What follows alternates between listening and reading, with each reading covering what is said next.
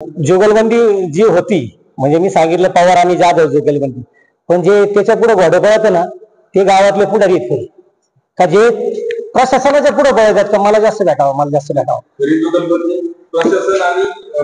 त्यांच्यासाठी प्रशासन काय करतं, टेंडरची कॉस्ट वाढवतं, आपला आतला मलिदा काढून घेतं, हे टक्केवारी कामं घेतात, इंजिनिअरिंग पोरांना 20-30 लाखांनी कामं विकतात आणि हे आपलं यांचं चालू असते.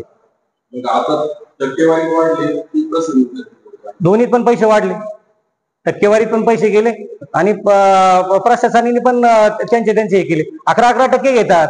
माझा आरोप आहे त्यांच्यावर 11. बरं हे काय मी कधी ठेकेदारी केली आणि मला हे कोण सांगतात.